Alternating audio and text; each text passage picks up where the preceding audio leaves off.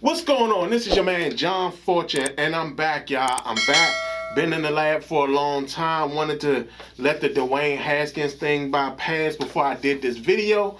And of course, we're on to what is the big thing now, which is the draft and everything that's happening. And I'm starting to realize that there are people actually doing their homework this year. They're not doing it as much as they should be doing it, but they're doing it some. So for me, here's some guys that I feel, just so y'all know, my opinion of this draft is that it's very abundant, but at the same time, it's not, on the defensive line, which includes the ends, that's a very stacked group. The offensive line is a very stacked group. So in actuality, you can actually find a lot of pretty good talent to fill your team in this draft, which is why I think New Orleans made the trade with Philadelphia, because they need a lot of stuff. And this is the draft to get a lot of stuff. So for that, I'm going to focus on the guys that I feel are sleeper guys. And these are some guys that even as fans of Washington, you may need to look out for, because some of these guys could actually fit roles on our team and actually fit well on our team. So I'm going to start off with the running backs. I told y'all in my player evaluation video, I'll put a link in the description below. When it came to the offensive side, I said that when it came to running back, I felt that that was a place that we could, in fact, get upgrades for that. I do feel that Antonio Gibson regressed a little bit last year in comparison to his rookie year. He has to step up this year because, to be quite honest, we're not getting what we were supposed to get when they drafted him. We were told we were going to get a multi-dimensional running back. He has not become that. So because of that, we need to look at running backs that could actually do the job.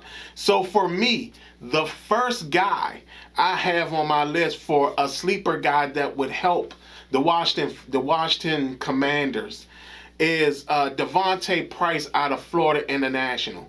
Now, a lot of you may know this guy, some of you may not, but this particular guy I really like. He was in an offense that wasn't beneficial to him, and because of that, he didn't really get to showcase as much as he really wanted to. But his running style reminds me so much of Steven Jackson. Now, a lot of you may not know who Steven Jackson is, but Steven Jackson was one of the most aggressive running backs when it came to the NFL. And not only that, he could also catch out the backfield, and he was sneaky fast. And to me, Devontae Price is that guy. I honestly do feel if Randy Jordan got his hands on Devontae Price, we may actually see the next Adrian Peterson or the next Steven Jackson. This guy has that type of talent. He's just that good. Not only that, he's an excellent blocker when it comes to the passing game. So for that, I like Devontae Price. The other running back that I like, again, he's another one that he can be a factor. Not as much in the passing game, but he is a factor when running the ball. And again, his style reminds me of Cam Akers when he was coming out of Florida State. But it's a Florida State running back, Desean Corbin. He's a guy that when it comes to pass blocking, he does a fantastic job pass blocking. I mean, he doesn't let anybody get he doesn't miss an assignment. Not only that, he doesn't fumble the ball. Like, this guy has gone, I think it's like he's gone a lot of carries without fumbling the ball. Now, he does have an injury history, but it's not as bad as people think it is. And for that, Desean Corbin, he's another guy that I think we should actually look at, because I just think that when you have guys that can pass block, because again, Carson Wentz is here. So now it's just time to focus on getting the team better around him to basically take advantage of what little skills he does have. So for that, pass blocking running backs is always good. And for me, Devontae Price, Desean Corbin, those are two guys we should be looking at. Now, linebacker. I told y'all, I remember at the beginning of the season, when I first went into the lab, I was looking at middle linebackers. I found one that I think will be perfect for us.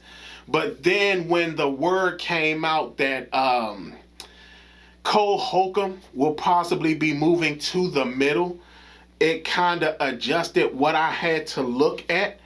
And for me, the guy that I like exponentially in this draft to be the linebacker that we draft is Demarco Jackson out of Appalachian State. Not only can this guy play middle linebacker, he can also play outside linebacker. Now, just to give you guys an idea how I evaluate guys, I like high volume tacklers. There are guys in this draft that are higher than Demarco Jackson, but they're not high volume tacklers. A prime example is Nakobe Dean. Nakobe Dean is not a high volume tackler, but he is a guy that destroys passing lanes. So what he doesn't have in tackling, he makes up in when it comes to passing, to getting in the passing lanes and everything like that. So for me, I think Nakobe Dean is good. He's a very good linebacker if you want him to play the weak side and everything like that. But for me, the guy I really like, and I ask you guys, look at this guy's film. You will love watching this guy play, and you can see him sit up there and be in this defense. And that's Demarco Jackson, the linebacker out of Appalachian State. You trust me, you will love his film. The other guy that I like, but he's more of a developmental guy, and maybe later in the draft you can take this guy, but this guy is Dario Beavers, the middle linebacker out of Cincinnati. He's not that bad, but you could tell he still needs some work.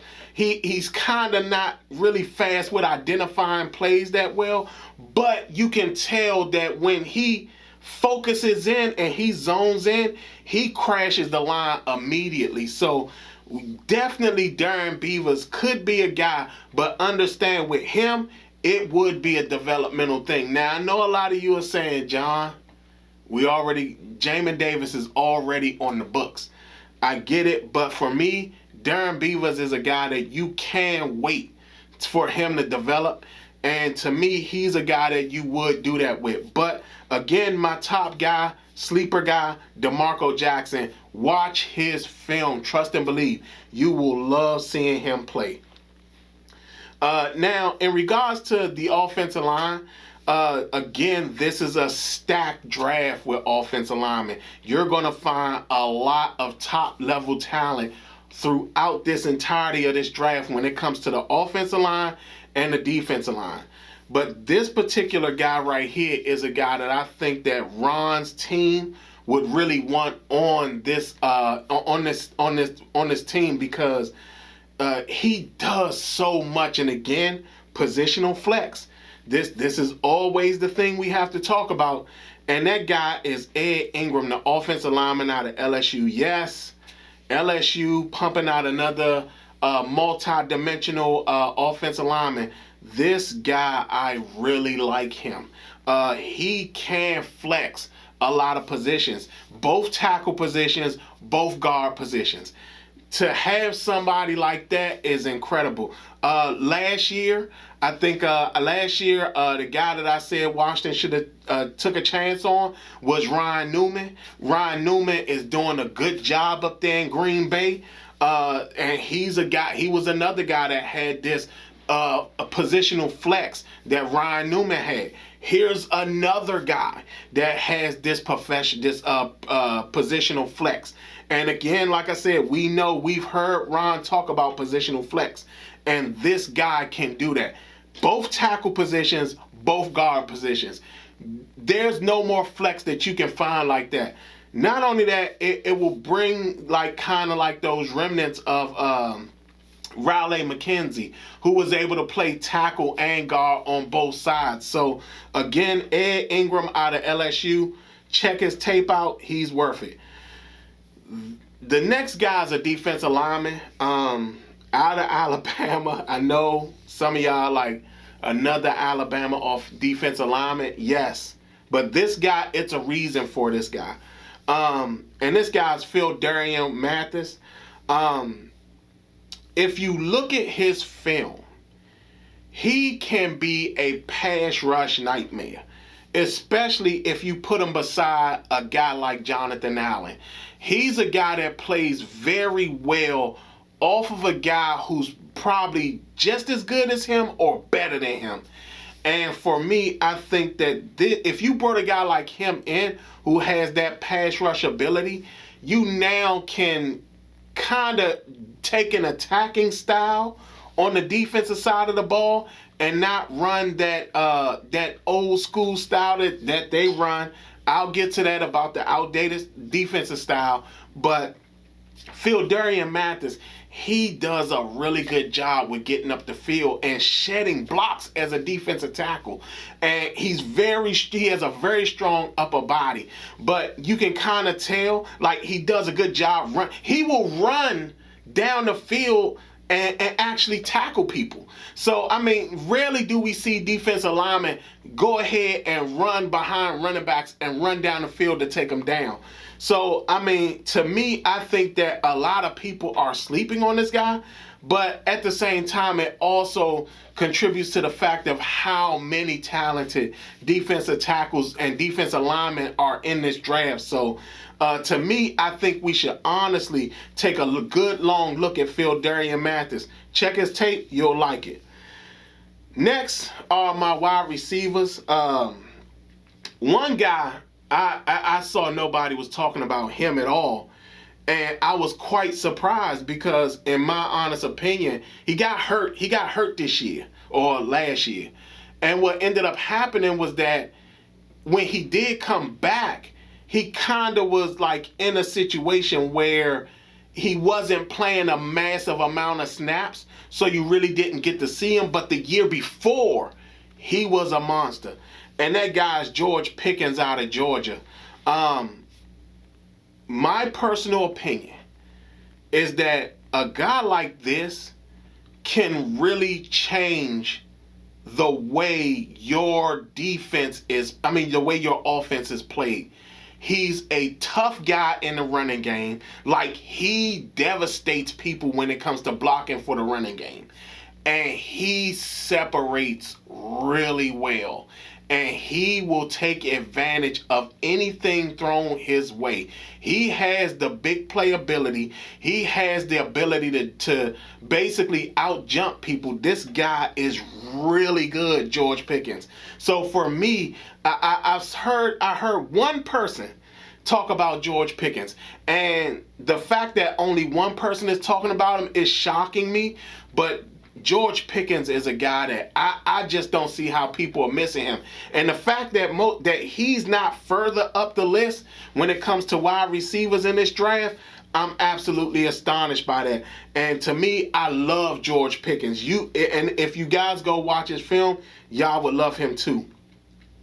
The other guy, which is quite a surprise to me that nobody's talking about him, especially the people from this area, is Trey Turner, the wide receiver out of Virginia Tech. I understand the issue with people when it comes to Trey Turner because he's basically had the same issue that Terry McLaurin had, which is he hasn't had the best quarterback play. The problem with that is that he's made plays without the best quarterback play. And I just think that so many people are missing out on him. And the fact that people are missing out on him, he might be a sleeper guy that will be available and we can snatch him up. But again, anybody can snatch him up. He's a fantastic route runner. I mean, and not only that, yards after the catch, the guy is dangerous in that area. And I mean, he gets the ball and he's gone. And not only that, it doesn't matter where you line him up at. You can put him in slot. You can put him outside. You can put him wherever you want to put him. You give him like a 5-yard little pass, he's trying his best to take it to the house. He does a really good job with that. And he runs incredible routes. I mean, really, really incredible routes. So, again, I'm surprised. I'm absolutely surprised that not a lot of people from this area is talking about Trey Turner. But to me, Trey Turner from out of Virginia Tech, you guys got to check him out. Again, like I said, he suffered from the same thing Terry McLaurin suffered from, which is not that insufficient quarterback play. But when he's got his hands on the ball, he has taken full advantage of it. So for me, we got to check out Trey Turner. Last but not least is my last guy on my list of guys that are basically sleeper guys that could be around for us to draft.